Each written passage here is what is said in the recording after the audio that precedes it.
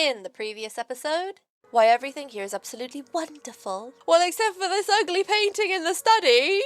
Hello again, everybody. Welcome back to The Letter. In the previous episode, Hannah and Luke are arguing. That's pretty much it. Let me just repeat this for you. If I wasn't in the same boat, I'd be trying to pry those secrets and gossip with you about them by now.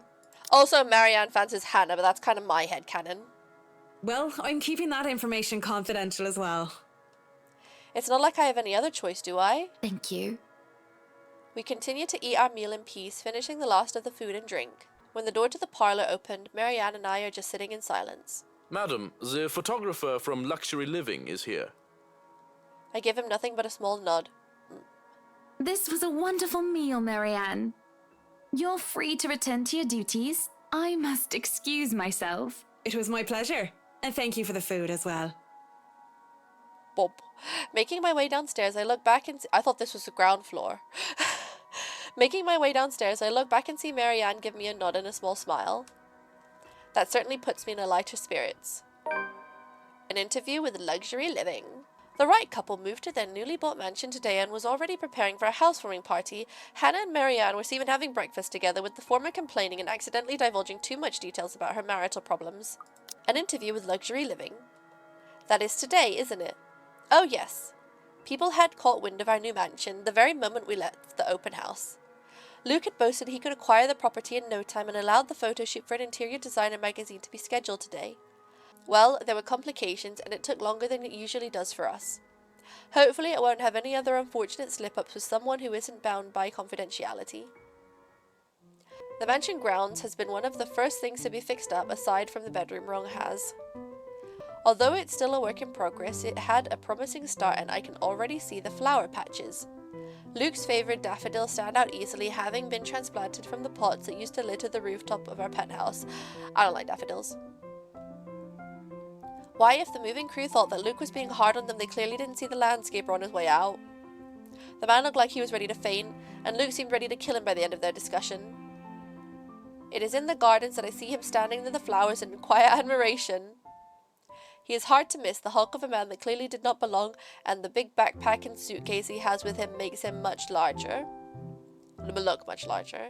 It is a peculiar sight seeing someone who looks like he does handling little delicate things with such care. He looks up from the gardens and does a double take before a friendly face replaces his serene expression. Miss Wright, yeah? Hi, Zachary Steele here from Luxury Living, ma'am. Hope you weren't waiting too long. I like Zach. But it looks like you're still moving in, huh?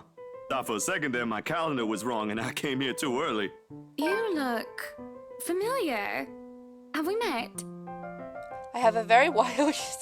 I remember you meeting. I have a very wide social circle, so everyone looks familiar at one point or another. But one would think I'd remember someone who stands out like him. The struggle to recall must have been evident on my face as he quickly and kindly answers my question. Oh, I was with Isabella, your estate agent, when she had the house blessed. Oh yes, that's right. Small world, isn't it? Should have known you were Miss Wright. The one and only. Damn, girl. Welcome, welcome to Maison de Wright. And yes, we've been in the process of moving in as we were delayed. But it won't be a problem.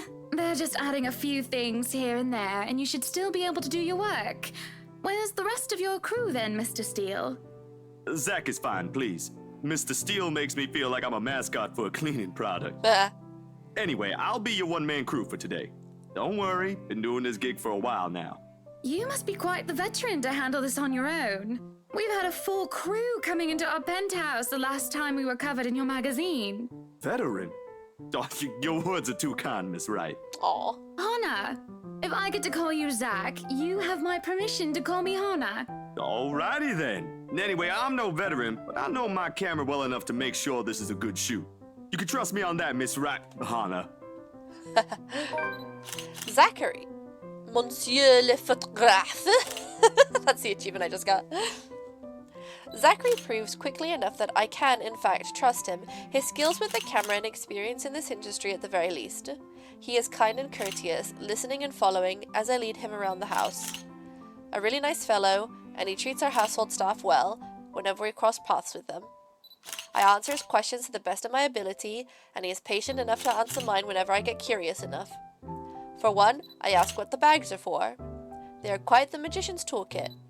From inside, he had procured several items to embellish the interior with. Bowls of fruit, lemons, trays with peppermills, stacks of cookbooks, cutting boards, and glass canisters filled with colourful nuts and grains are brought in for the kitchen setting. Damn, honestly, prop sack. For the bathroom, there are white towels, seashells, and decorative soaps. There are other things as well, too numerous to count, all in that large backpack and suitcase. Tricks of the trade. Softens up a room, makes a place feel more homey, and fills it up with texture. Ah, yes, a bowl of lemons. But you guys probably have better stuff I can use for this. A bowl of peaches? Bowl of limes? No lights. Don't tell me all of these are just props. I thought you were going to say no limes. Well, I've got my tripod here. For things like these, natural light is best. It's true. I'll just have to set the shutter speed to Maybe. a real slow setting, and as long as nobody steps into the shot, it'll look great. Oh, slow shutter setting. Ghost, ghost, ghost. Oh, it better. We go through the rooms one at a time, although we first tackle the ones that the movers have no business in anymore. The fuck? The ballroom needs a little preparation with its grand design? Although there is some trouble at first with the wide open space and the pictures being backlit. It is in the kitchen that Zachary's props come in handy, considering how Johann's kept the place so neat and sterile one can practically eat off the floor. Wow. We carry on touring the house and taking pictures where we can, with exception to the rooms which have yet to gain any purpose or design. Too bad I can't take a sneak peek at his photos yet. Funnily enough, he is using a traditional camera. I didn't even know film still existed. With the way he speaks, however, I can see that he knows enough about his craft that I'm not too worried about the botched photographs. Damn, girl. I imagine photography must be cathartic for him, judging by how at ease he looks while taking pictures. There are some small snippets of conversation in between the clicking of the camera. He even goes as far as to talk about these terminologies like shutter speeds and aperture when I ask about the technical aspects. I can't quite see the picture as it is made, much like when I watch artists paint on their canvas. But just watching someone passionately practicing their craft such as this is exciting in its own way. Honestly, so true, bestie. Going through the many rooms has been quite the exercise for both of us. Despite that, he has been so nice and I find myself putting on my best smile. But it's as if we're taking pictures of the foyer that everything comes to a standstill for a moment. Just a moment. And I had not been paying attention, I wouldn't have even noticed. It is merely a split second when Zachary's rhythm is put to a halt. His finger doesn't move to release the shutter. Yet he also doesn't pull the camera away from his face, gaze still firmly fixed through the viewfinder. His hands shake and there is a light sheen of sweat on his forehead. Zachary? No response. Zach? Is something the matter? Lowering his camera, he blinks and stares at something behind me before shaking his head. Turning around, I feel like it would be better if Hannah didn't see anything, so she just saw Zach's reaction, like that. But when we play Zachary, which I assume we will be doing, we see that, oh, that's actually what he saw, you know. Turning around, though, I see nothing that could have gotten his attention. Oh, no, there's nothing wrong. I just remembered something I saw. Let's get back to the pictures. Can you move a bit more to the left, yeah? I struggle to respond this time. There's a sudden weight on my back and an indescribable tightness around my throat. Everything stops, and everything starts again as I manage to choke out. If you're sure. I don't know what just happened. It was probably just a dizzy spell. I'm fine, and he said he's fine. We continue at the same pace as before, although there is an unspoken agreement that we will not talk about what just happened. So, is this a full-time job for you then? Nah, I just freelance mostly, for magazines, newspapers, and events. So you can't really call it a full-time job. It's fun and it puts food on the table, but it's not what I really want to do. At least, not all the time. What is it that you want to do then? Maybe I've been out of line, sticking my nose into other people's business, but I can't help but ask. I regret doing so as I see his shoulders slump and the easygoing air he has fades away. He looks torn over whether he wants to talk about it or not. Films. Documentaries mostly. But cinematography is a lot more difficult than photography, right? I was working on this thing, actually. What thing? Well, it wasn't really a big thing. People didn't like Blue Fonzie very much. Did the mic just change for him? Right. He sounded different, right? Well, it wasn't really a big thing. People didn't like Blue Fonzie very much. It's very deep all of a sudden. I feel like he got closer to the mic as well. People don't like a film about colors. I suppose they would have liked Blue Bibby a lot more. Nah. Very funny. So, Grand Director, do you want to tell me what Blue Fonzie is all about? He hesitates. But when I refuse to budge on the matter, he gives in and spills it all out. Blue Fonzie, fuck. Blue Fonzie, la plus sombre des noirs britanniques. That wasn't that bad. I haven't done French since I was like 16. Dark blue, the darkest hours of the Black British. He speaks with passion of one who has gone through the very matter he is concerned with. There is conviction, knowledge, and experience in his speech. Why, I would have told him that he is an amazing speaker if only I wasn't so engrossed listening. Prejudice and discrimination in schools and in the workplace. Lesser chances for opportunity and higher chances of being treated like a criminal. He spoke of blacks and people of color in general still being treated like second-class citizens. All because of the color of their skin. It is all just positively riveting. And sad. It comes to a point wherein he soon loses steam. He looks abashed, realizing what he had just done. Sorry, I just got so carried away and... It's fine. It is really so fascinating to watch people talk about their passion after all. You should see how your eyes light up when you speak so fiercely. You do have very beautiful eyes. God, Hannah's flirting with everybody and she told Luke off. Uh-huh. Thanks, I guess. Yeah, but he's not blushing. I want to say that I understand where he's coming from, but I really don't, do I? I was born with a silver spoon in my mouth and I've lived a charmed life. It hasn't been perfect, but the difficulties I've been through pales in comparison to what others experience on a daily basis. I certainly don't know how I would have fared were it any different. Would I still have met Luke, and would he still have loved me if I was any lesser? What was your home like? No, probably not. These things you talk about, it sounds like you've... Well, I don't mean to pry, I mean. Live with my older sister and my grandparents. We had a shop selling all sorts of things below our flat. And well, I was one of the few non-white, non-British students in class. I didn't get pushed around or anything straight up. Even then, I was one of the biggest kids around, but a pencil and notebook would go missing, you know? Oh, that I knew. Children can be so cruel at times. Of course, it may be a slightly different story when you have personal guards, and the stolen item is not a pencil but an expensive heirloom. So what about you? How you liking your new house? It's pretty impressive. It's nice, I suppose. You suppose? Not big enough? What? No, oh, don't be a bully. Aww. It's just that... I understand if you don't want to talk about it. I was a little girl, all dolled up and treated like a fragile porcelain, with nursemaids waiting to me hand and foot. All the material possessions anyone could ever want, I could ask for on a whim, and it would be handed to me just like that. But I barely saw my parents, just goodbye kisses in the morning, before they went off to who knows where they were needed to next. I saw them more often on the telly or in the papers than I ever did in person. I remember my old house. It was a lot like this one. Big walls and big halls, but nobody in it. Not really. It makes you think how alone you are. A pensive mood overcomes us, and there's a moment where neither of us are sure how to go from there.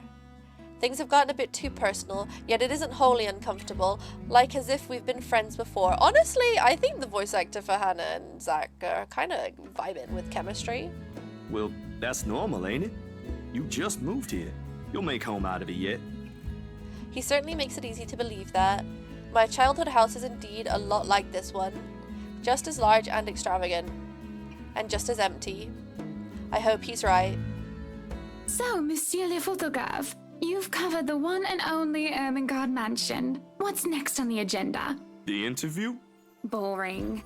It's an interior design and housing magazine. And they want to know what Miss Wright has to say about her interior design and house. Honor Wright thinks she bought a magnificent house that she can certainly brag about. Blah, blah. Boring. You know what they should print more of? I watched an interesting documentary the other day. Blue Fonzie, the darkest hours of the Black British. I recommend you watch it. Aww. Those are the things that people should know about. What do they care if I use a purple or green bowl of fruit in my kitchen? People, right? Oui. People are shite. People are shite. What do you think? Do I look good with this angle? I strike a pose while he's being busy, looking taken aback for a moment, probably not expecting me to just go and say such a crass word. But he recovers quickly, and after snapping a few shots, he grins. Yeah, vous êtes belle. You want copies of these ones? Yes, please. So, the big boy knows French. You must have wooed a few ladies. Unless you're into gents. Damn. Either way, French is, after all, the language of romance. Is it French? Or is that Italian? No, I don't know about quoting fancy poetry, but I've made lunch for a girl before, and they did like that fancy French cuisine. Annabella? Isabella? Why do I keep forgetting her name? Can you cook bouillabaisse?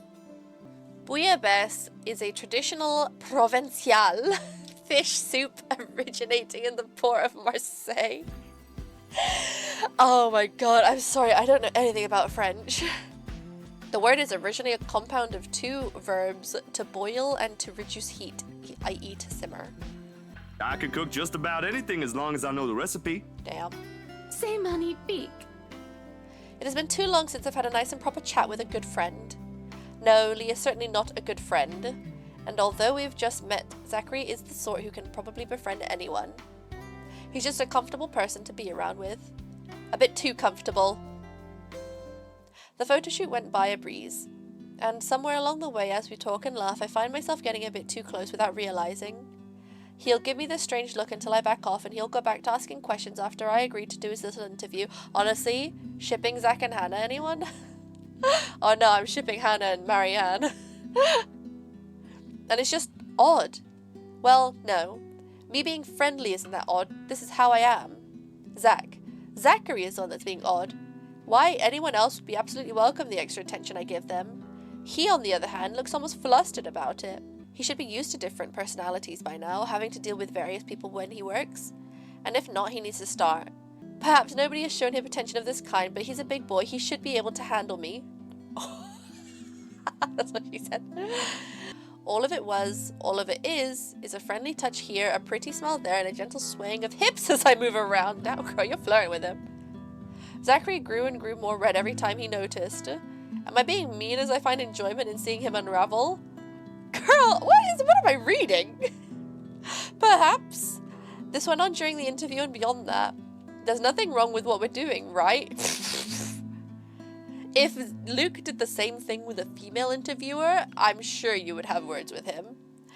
Zachary and I are having a playful, friendly chat while enjoying the outside view.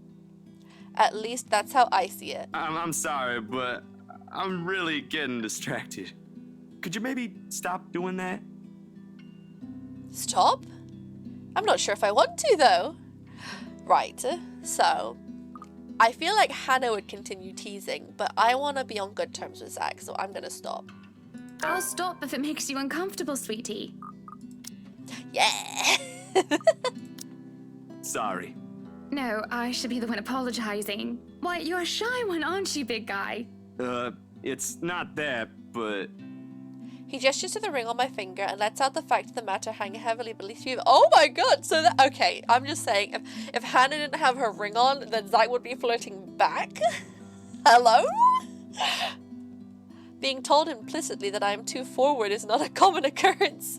I think I'm more stunned at the fact that he pointed out rather than, well, being rejected. Not that anything is going to happen between us in the first place. Damn! It was just going to be some harmless flirting, right? Eyebrows, eyebrows. So, you've never had a girlfriend? No boyfriend either. You know, just in case you were gonna ask for that one next. And you haven't even had your first kiss? Not a one, ma'am. Would you like to, Zach, with Hannah? Do you want to have your first kiss today? Yes! Yes, he does! I can't help it. I really, really can't, and I'm going to apologize lots later. Surely by the catty smile on my face, it is obvious that I'm just pulling his leg. The laugh I failed to contain certainly gives it away if it still isn't obvious. But still, he lights up in embarrassment, stammering and sputtering objections. You're married, and this will be extremely unprofessional. I never said I would kiss you, silly. Oh, Johans! No, what? No. Don't call your butler. She's Hannah. That would be for the better. I don't think his husband would appreciate it if I made him kiss another man. Oh, I'm loving this duo. I do not think you can hear us from here either. But it is hard to think you're not taken, Zachary. Why, whoever becomes your girlfriend will be so lucky to have you. You can cook and take wonderful photographs, wonderful meals and wonderful memories. I can play guitar too. You can? Oh my, wonderful serenades as well then. It's actually Zach playing the background music right now. Perhaps I can find a young lady who deserves a fine, strapping young gentleman like yourself. Let's not get carried away. Besides, I gotta be going. It's getting late and I got someplace else to be. A shame. I will be expecting you again soon, I hope. For a copy of my photographs, yes? Of course, I'll even deliver them personally. Yeah, you will. Just, don't try to make me kiss your butler when I drop by. He's gonna deliver them like a mailman. Eyebrows. As fate would have it, the very moment the words leave his mouth, Johans comes out of the house. Judging by the slight raise of his brows, he has heard only the tail end of the sentence. There shall be no kissing of any butlers under this roof. Danke. But you are not under a roof, are you, Hansi? To my amusement, he takes a step back, safely placing him within the threshold of the foyer and under the roof of the house. Oh, this is fun. And just as ever, he is quick to return with a sardonic reply. I am now. As I was saying, madam, it's about time for supper. Will I be needing to set an extra place at the table? Oh, what? No, I was just leaving, actually. No, have dinner with us. So, you have a good night, Hannah. And you too, Hansy. Hansi. It was nice to meet you, Zach, honey. You have a safe trip. He nods and the grin on his face as we say our goodbyes is the sweetest that I have ever seen. I linger, looking out for him with his relatively tiny bicycle, backpack safely secured in the basket by the front, and suitcase hooked to the back. I watch as he went down the path back to Anselm Visage until he is nothing more than a blip in the horizon. I cannot help the small smile on my face as I go inside for supper.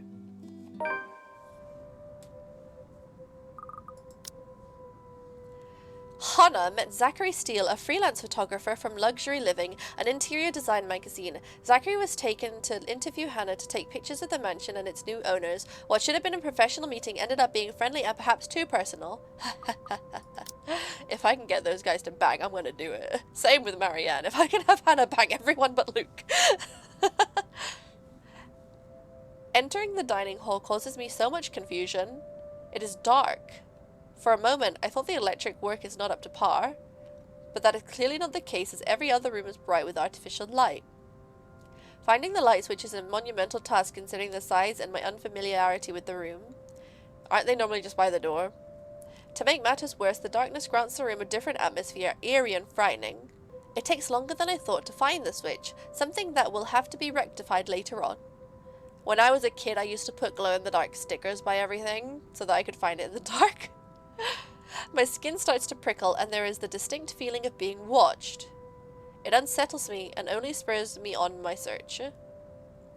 And when I do open the lights, there is a hiss. Open the lights. I'll turn the lights down, woman. There at the end of the hall is my beloved husband with his face in one hand and a glass in the other. What is he drinking? Why is it green? Perhaps I can let it go if it is only one glass of wine. However, I can feel myself go livid after seeing the toxic green liquid gleam mockingly at me. Luke, what? Are you drinking absinthe? That's absinthe? You know what the doctor said. Absinthe, Luke. For anyone who doesn't know, absinthe is like 60% alcohol or something? Are you actively trying to kill yourself? Because if you are, we can just hit you with a bloody car. Honeybee, Buttercup, not too loud, please. Besides, it's Lelouch, not too strong. Just hair of the dog that bit me. I'ma look up Lelouch. Lelouch is a traditional Parisian method of serving absinthe involving sugar cubes, a specialized glass, and a slotted spoon. It apparently brings reduces bitterness and something makes it change color. The liberation of oils from the herbs. Y'all, I don't know anything about absinthe, so. Helps with the hangover, dearest. You drank? When? This morning, love. Don't be mad. I just needed a few drinks, having to deal with those simpletons. And maybe I had one too much. You don't see me whinging about you leaving me to handle them on my own. I had to attend the photo shoot and interview with Luxury Living. You know that. Let's not make this about me, Luke. This is about you and your drinking problem and... Oh, I don't know, Hannah, darling. What if my drinking problem, as you like to call it, is linked to you? If we think about it that way, this discussion is about you. That was pretty mean of you, leaving me alone to do all the work like that. Oh my god, I do not like Luke. You can't use the interview as an excuse either, honey. I was informed the moment your little interview was done.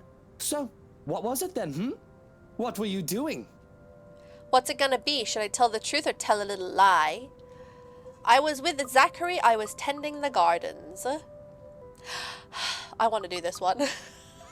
Fuck you, Luke. I was talking with Zachary, the photographer for Luxury Living. I went down a lot. It was like there before. Fuck you, Luke. I have no reason to tell lies. It's not like I'm guilty of anything. I mean, you kind of are, but...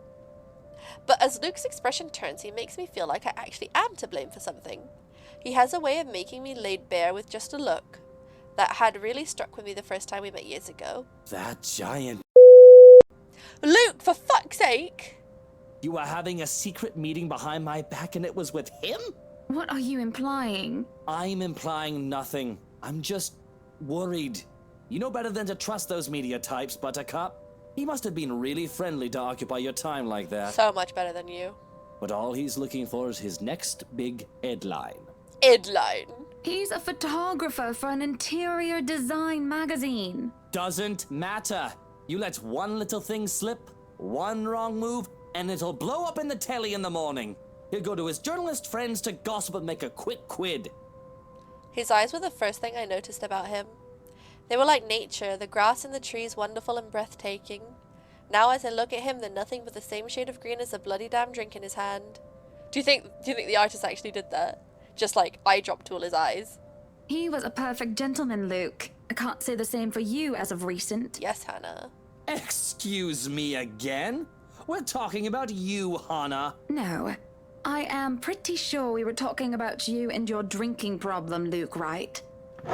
Hangover forgotten during the course of this little spat, the man jumps to his feet and seethes.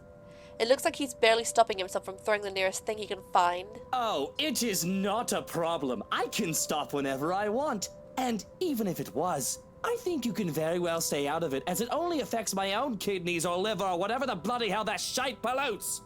Whatever aftermath that occurs because of your little chit-chat with the Negro affects the both of us, however. Look, Luke. Nothing will happen. You have to relax. It was just a friendly chat. Well, now I think I'm getting jealous. Or I would be if it weren't for this damn headache. Maybe you should drink more. Woo! Maybe. Supper is spent in silence with nothing but the occasional sound of silverware. A grand feast has been served, well, grander than usual anyway, most likely due to Luke's complaints of stress. A platter of native oysters for starters and a tranche of turbot with the purple sprouting wait, I don't know what that is, sorry if I pronounce it wrong. A platter of native oysters for starters, a tranche of turbot with purple sprouting broccoli, lemon, capers, and anchovy sauce for mains. Tranche of turbot. Okay, turbot is a type of flatfish, and I believe tranche means like searing it? I don't know. To finish it all off, black tea and golden syrup sponge pudding with custard. That sounds yummy. But when our appetites are appeased and the plates are cleared away, Luke stands, kisses me goodnight, and leaves me to stare at my half-empty cup. Lonely in the lull of night, I sit in a house too big and too empty, foreign and unwelcoming. Even with its warm tone and homely decor, it feels cold. There is no need for tears, however. I know I can get through this like every other obstacle I have faced before. This is a minor setback in what I hope will be a long and happy life, and just divorce him already. To remind myself that she can't divorce him because of the publicity. To remind myself that this place is for Luke and for our future children fills me with a renewed vigor. Besides, it looks like someone is having a cry already. The wailing is far away and muffled, yet at the same time it shakes me to my very core as I hear it, as if the suffering is just standing right beside me. Hearing it sends a chill down my spine and makes my skin prickle with goosebumps. Who is it? Curiosity sinks in as I follow the sorrowful sound in the kitchen. During supper, Hannah found Luke drinking absinthe, and this caused an argument. While Hannah was angered by her husband's drinking problem, Luke was suspicious of his wife's activities, having not seen her the whole afternoon despite finishing Luxury Living's interview early. Then there was this crying woman. Curiosity sinks in as I follow the sorrowful sound into the kitchen and into the wine cellar hatch. Hello? Is anybody down there? I'm curious and concerned, but there is no way I'm going down into a dark and humid underground. I'm not as enthusiastic as Luke, who considers himself quite the connoisseur. However, I also cannot bring myself to go to bed with this racket going on. If it is one of the household help, they will surely need some talking. After all, this wouldn't be the first time I've gone and found one of the maids sobbing their eyes out over one thing or another. As professional as our staff are, they are still human. More often than not, it was either Johans or I who'd calm them down, who'd help them figure out how to go on about things. Unfortunately, I am not in high spirits right now, so I'm not as wholly benevolent. So I will finish the video. I'm pretty sure I know what's going to happen, so I already know what my opinion's going to be. I know I said I wasn't going to influence it, but I hope to see you all in the next video as I leave this on a little bit of a cliffhanger. Everybody have a wonderful evening or day, and I will see you all in the next episode. Bye!